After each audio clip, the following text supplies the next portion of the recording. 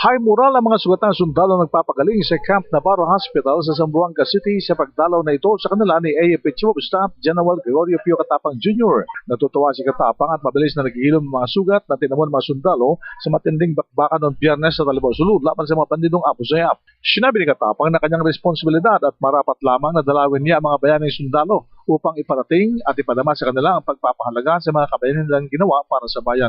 Ito din ang message ko sa kanila. You are our heroes. We want to pay.